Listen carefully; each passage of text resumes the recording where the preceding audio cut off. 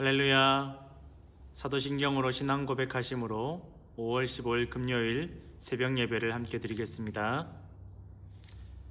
나는 전능하신 아버지 하나님 천지의 창조주를 믿습니다. 나는 그의 유일하신 아들 우리 주 예수 그리스도를 믿습니다. 그는 성령으로 잉태되어 동정녀 마리아에게서 나시고 본디오 빌라도에게 고난을 받아 십자가에 못 박혀 죽으시고 장사된 지 사흘 만에 죽은 자 가운데서 다시 살아나셨으며 하늘에 오르시어 전능하신 아버지 하나님 우편에 앉아 계시다가 거기로부터 살아있는 자와 죽은 자를 심판하러 오십니다. 나는 성령을 믿으며 거룩한 공교회와 성도의 교제와 죄를 용서받는 것과 몸의 부활과 영생을 믿습니다. 아멘. 오늘 우리에게 주시는 하나님의 말씀은 사무엘상 16장 7절 말씀입니다. 사무엘상 16장 7절의 말씀, 제가 가진 성경 구약 성경 433페이지에 있습니다. 사무엘상 16장 7절의 말씀을 함께 봉독하겠습니다. 여호와께서 사무엘에게 이르시되 그의 용모와 키를 보지 말라. 내가 이미 그를 버렸노라. 내가 보는 것은 사람과 같지 아니하니 사람은 외모를 보거니와 나 여호와는 중심을 보느니라 하시더라. 아멘. 오늘도 이 말씀으로 주님께서 우리에게 은혜를 주실 줄로 믿습니다. 여러분, 살아가면서 또 우리가 신앙생활 하면서 정말 하나님께서 우리에게 예상치 못했던 응답을 주실 때가 있습니다. 정말 내가 생각지도 못했던 그러한 길로 우리를 인도하실 때가 있습니다. 내가 기도를 하면서도 하나님께서 이런 응답을 주시겠지, 또 최악에는 이런 응답을 주시겠지라고 예상을 하지만 전혀 하나님께서 우리가 생각지도 못했던 그러한 응답을 우리에게 주실 때가 있습니다. 특히 사람을 만날 때, 또 우리가 자녀들의 결혼을 볼 때도 이런 생각지도 못했던 일들을 경험했다라는 분들이 상당히 많이 있습니다.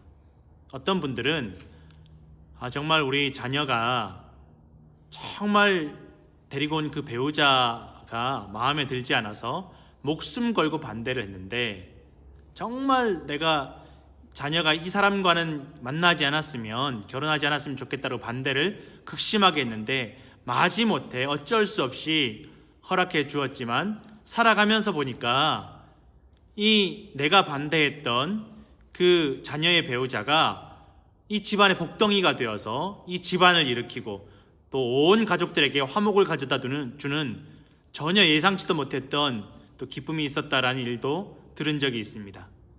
또 한편으로 반대로 또 정말 자녀가 너무 좋아해서 또 부모님 반대에도 무릅쓰고 결혼을 했는데 살아가면서 보니까 자녀가 생각했던 것과는 전혀 다르게 그 배우자가 나에게 실망을 끼치고 해서 차라리 그때 부모님 말씀을 들었더라면 어땠을까라고 후회하는 경우도 있다라는 것입니다.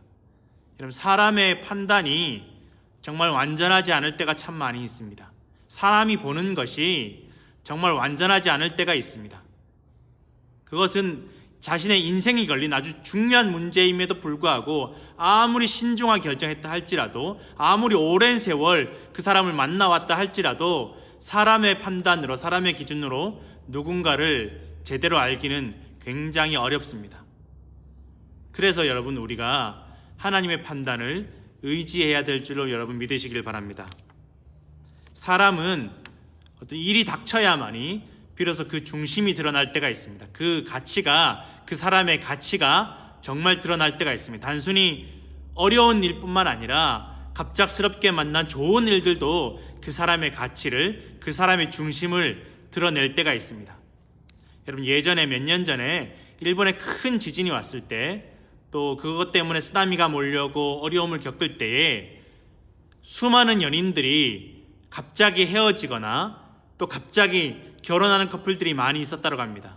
그 이유를 분석을 해보니까 갑자기 지진이 닥쳐오고 쓰나미가 닥쳐오면서 생각지도 못한 어려움을 만나니까 정말 연인을 위해서, 사랑하는 사람을 위해서 목숨을 다해서, 몸을 다해서 지키기 위해서 몸을 던지는 사람이 있는가 하면, 또 한편으로는 갑자기 어려움이 다가오니까 함께 있던 연인을 내버려 둔 채로 자기 혼자 살기 위해서 도망간 사람이 있었다라는 것입니다. 잘 모릅니다. 일이 닥치기 전에는 그 사람이 어떤 사람인지, 정말 좋은 사람인지, 정말 가치 있는 사람인지, 그 사람의 중심이 정말 믿을 만한 사람인지 우리가 잘 알지 못할 때가 참 많이 있습니다. 그만큼 사람의 시선이, 사람의 판단이 불완전할 때가 많이 있습니다. 또 몇 년 전에 미국에서 수십 년간을 행복한 가정생활을 이끌어온 노부부가 있었습니다. 자녀들과도 행복하게 지내고 부부간에도 아주 금슬이 좋은 부부로 소문이 난 부부였는데, 이 부부가 두 분 다 70이 넘어서 어느 날 갑자기 어마어마한 복권에 당첨이 된 것입니다. 그런데 이 복권에 당첨이 되고 나서 비록 가난했지만 행복했던 이 가정에 어려움이 닥쳐오기 시작했습니다. 이 두 부부가 복권에 당첨되고 나서 각자가 서로 젊은 연인을 만나서 이 가정이 깨어지고, 자녀들은 또 이 부모님의 복권 당첨금을 얻기 위해서 부모님과 소송을 하는 그러한 일이 있었다라는 것입니다. 정말 사람의 속은 알 수 없습니다. 사람의 중심을 우리가 다 알 수 없습니다. 또 사람의 중심이 한결 같을지도 우리가 알 수가 없습니다. 여러분, 가인과 아벨도 제물을 바치기 전까지는 왜 하나님께서 가인의 제물을 받지 않으셨는지 알 수 없었습니다. 제물을 바치고 하나님께서 가인의 제물을 받지 않고 나서야 비로소 사람의 눈에도 가인이 무엇이 잘못되었는지가 드러납니다. 하나님께서 가인의 제물을 받지 않으시니까 가인이 얼굴색이 변할 정도로 하나님께 대하여 노골적으로 불만을 토합니다. 하나님께 분노합니다. 가인의 마음속이 얼마나 교만했는지를 볼 수 있는 장면입니다. 이를 만나기 전에는 사람은 사람을 판단할 수 없습니다. 그러나 하나님께서는 일이 일어나기 전부터 사람의 마음의 중심을 알고 계심을 여러분 믿으시기를 바랍니다. 여러분, 오늘 우리가 읽었던 본문의 말씀에 보면 사무엘 선지자가 다윗을 왕으로 기름 붓는 장면이 나옵니다. 다윗의 아버지도 형제들도 심지어는 사무엘 선지자조차도 이 다윗이 정말 왕이 될 만한 사람인가 의심이 들 정도로, 믿을 수 없을 정도로 다윗이 존재감이 없는 사람이었습니다.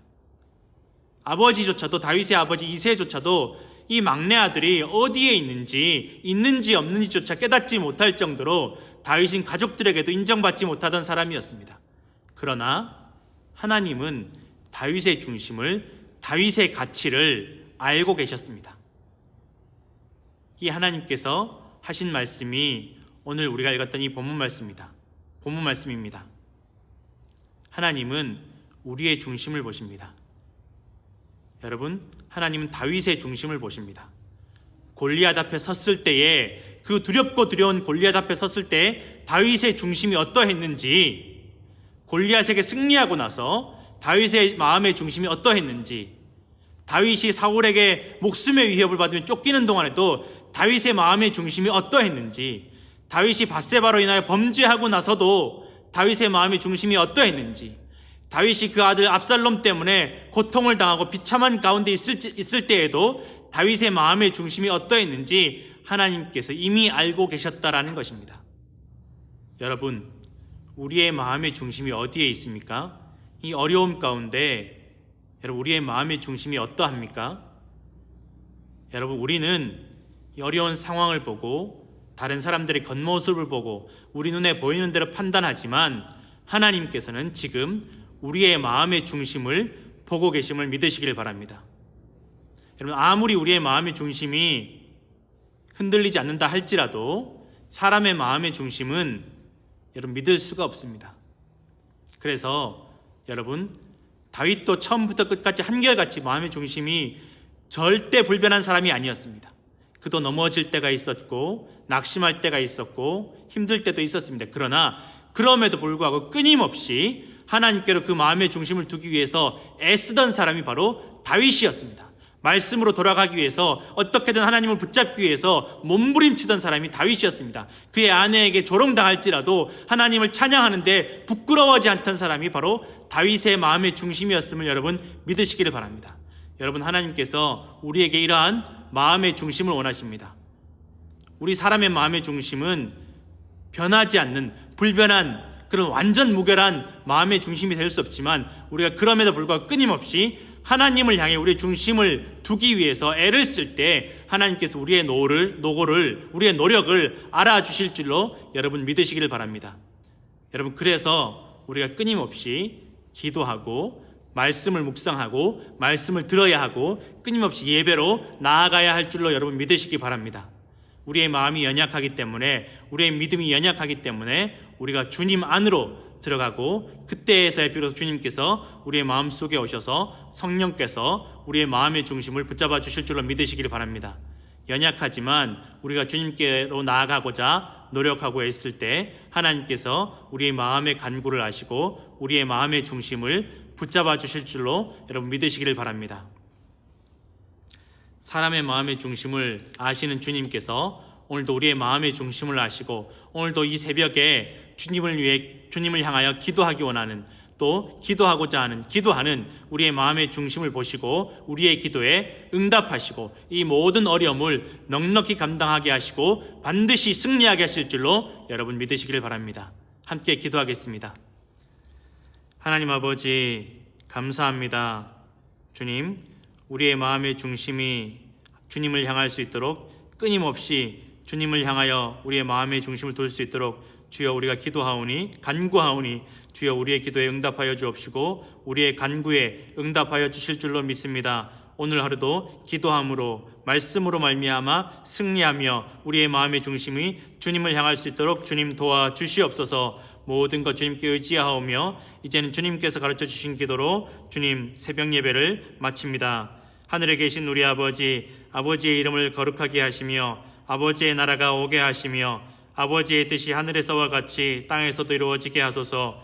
오늘 우리에게 일용할 양식을 주시고 우리가 우리에게 죄 못한 사람을 용서하여 준 것 같이 우리 죄를 용서하여 주시고 우리를 시험에 빠지지 않게 하시고 악에서 구하소서. 나라와 권능과 영광이 영원히 아버지의 것입니다. 아멘.